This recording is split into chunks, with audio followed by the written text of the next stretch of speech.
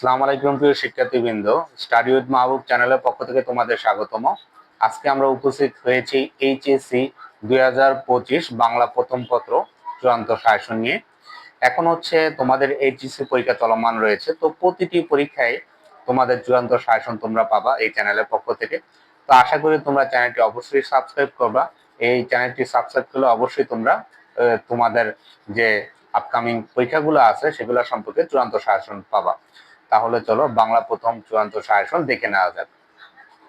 আমরা জানি বাংলা প্রথমে হচ্ছে ক বিভাগ থাকবে, খ বিভাগ থাকবে আর গ বিভাগ থাকবে। তো প্রতিটি ডিপার্টমেন্টে হচ্ছে আমাদের কিছু কিছু করে প্রশ্ন থাকে।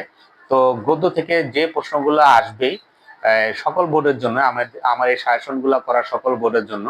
তো গদ্য থেকে যে প্রশ্নগুলো আসবেই বা যে অধ্যায় থেকে প্রশ্ন আসবে সেই অধ্যায়গুলো দেখে নেওয়া যাক। অপরাজিতা, অপরাজিতা থেকে প্রতি বছরই প্রশ্ন আসে, আর এটা সকল বোর্ডের জন্যই বরাবর ইম্পর্টেন্ট।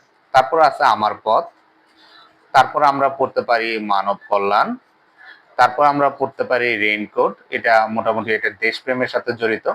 তারপরে আমরা পড়তে পারি মাসি পিসি, এখানে হচ্ছে আমরা নারী জাতির অধিকার নিয়ে দেখব বা নারী জাতির ঘটনা নিয়ে দেখব। তারপরে আছে এটি অপরিসীম প্রেমের কাহিনী বিলাসী। তো আমরা এই 6টা টপিকস পড়লে তোমরা যেই বোর্ডেই থাকো না কেন তোমার কমন পড়ে যাবে। কারণ কিছু প্রশ্ন আছে যে রিপিট করা হয় না, যে কিছু অধ্যায় থেকে কিছু প্রশ্ন পাওয়া যায় যেগুলা রিপিট করে না। তো দেখা গেছে এই 6টি অধ্যায় পড়লে গদ্য থেকে তোমাদের অলমোস্ট কমন পড়বে, তুমি যে বোর্ডে থাকো না কেন। এখন চলো পদ্য দেখে নেওয়া যাক। পদ্যের জন্য সবচেয়ে বেশি গুরুত্বপূর্ণ যেটি রয়েছে সেটা হচ্ছে সোনার তরী, তারপর রয়েছে তাহারই পরে মনে। এবারের জন্য পুরো বাংলাদেশের সবগুলা বোর্ডের জন্য 18 বছর বয়সটা কিন্তু খুবই গুরুত্বপূর্ণ। কারণ হচ্ছে জুলাই অভ্যুত্থানের পরে আবার আরেক জুলাই আসছে সামনে, তো এখানে হচ্ছে তারুণ্যের যে শক্তি সেটি ফুটে উঠেছে 18 বছর বয়সে। তারপর আমরা পড়তে পারি ফেব্রুয়ারি 1969, 3 আর 4 অর্থাৎ 18 বছর বয়সে, এবং ফেব্রুয়ারি 1969 গুরুত্বপূর্ণ কারণ এগুলা হচ্ছে আন্দোলন এবং গণ অভ্যুত্থান নিয়ে। তারপরে রয়েছে প্রতিদান, প্রতিদান হচ্ছে জসীমউদ্দিনের, খুবই এটি গুরুত্বপূর্ণ কবিতা। আশা করি 5টি কবিতা পড়লেই তোমাদের হয়ে যাবে, কিন্তু যদি একটি এক্সট্রা তোমরা কবিতা পড়তে চাও তাহলে হচ্ছে এই কবিতাটি পড়ে রাখতে পারো, এটা আমি পরে যুক্ত করছি। এটা এক্সট্রা হিসাবে পড়বে। আমি কিংবদন্তির কথা বলছি।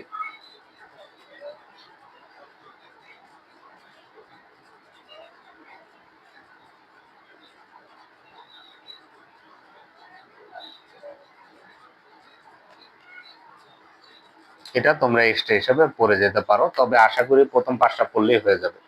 এখন চলে আসো আমাদের আরেকটি গুরুত্বপূর্ণ অংশ, সেটা হচ্ছে উপন্যাস এবং নাটক। এখান থেকেই কিন্তু এই বাংলাতে মানে নাম্বারটি তুলতে হয়। অনেকে আছে পাস করতে চায় আর কি, বাংলাতে অ্যাটলিস্ট অনেক স্টুডেন্ট আছে যে পাস করতে চায়। তো যারা শুধু পাস করতে চায় তাদের জন্য এই লাল সালুন উপন্যাস আর সিরাজউদ্দৌলা নাটকটি খুবই গুরুত্বপূর্ণ। কারণ হচ্ছে এখান থেকে 2টি করে প্রশ্ন করে টোটাল 4টি প্রশ্ন আসবে। এই 4টি প্রশ্ন থেকে তোমাদের 3টি প্রশ্নের উত্তর দিতে হবে, বা 2টি প্রশ্ন উত্তর দিতে হবে। ন্যূনতম 2টি পারো আর ম্যাক্সিমাম 3টি দিতে পারো। তো এইখান থেকে যদি যত্ন সহকারে তুমি 3টি প্রশ্ন উত্তর লিখে আসতে পারো, এখান থেকে খুব ভালো মার্ক আশা করা যায়। আর হচ্ছে যারা এই প্লাস প্রত্যাশী তারা হচ্ছে এই গদ্য 6টি, পদ্য 6টি এবং হচ্ছে উপন্যাস এবং নাটক পড়বা। আর আমার রিকমেন্ড থাকবে তোমরা উপন্যাস এবং নাটক থেকে 3টি প্রশ্ন উত্তর দিবা, কারণ এখান থেকে বেশি লেখা যায়। 3টি প্রশ্ন এখান থেকে তোমরা উত্তর দিবা। আর একটা বিষয় হচ্ছে যেটা বাংলা প্রথম পত্রে দরকার হয় সেটা হচ্ছে টাইম ম্যানেজমেন্ট।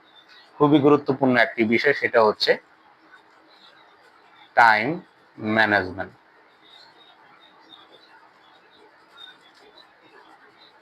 প্রত্যেকটি সৃজনশীল প্রশ্নের জন্য তোমরা 20 মিনিট করে সময় ব্যয় করবা, আর হচ্ছে 4 পৃষ্ঠা করে লিখবা। তাহলে দেখবা তোমরা সবগুলা প্রশ্ন উত্তর দিয়ে আসতে পারতাছো, আর হচ্ছে তোমাদের টাইম ম্যানেজমেন্টটা ঠিক থাকতেছে। তাহলে আপাতত আমি ভিডিওটি লম্বা করলাম না, তোমাদের হচ্ছে এই বাংলা প্রথমের জন্য আহামরি তোমাদের পেশা নিয়ে কোনো দরকার নেই। এই অধ্যায়গুলো তোমরা যদি খুব সতর্কতার সাথে পড়ে যাও আর এই টিপসগুলো যদি তোমরা অবলম্বন করো অবশ্যই ভালো পরীক্ষা দিতে পারবা। আর হচ্ছে তোমরা হচ্ছে প্রতি পৃষ্ঠায় 13 লাইন করে লিখবা। কত লাইন করে লিখতে হবে? তোমরা প্রতি পৃষ্ঠায় 13 লাইন করে লিখবা, তাহলে সুন্দর দেখাবে। আর প্রতি লাইনে 5 থেকে 6 শব্দ ব্যবহার করে লিখবা। তাহলে আশা করি বাংলা প্রথম পরীক্ষা তোমাদের ভালো হবে, এবং আমরা প্রতিটি পরীক্ষাতেই এরকম সাজেশন দিয়ে যাব। তাই অবশ্যই আমার চ্যানেলটি সাবস্ক্রাইব করবে। আসসালামু আলাইকুম।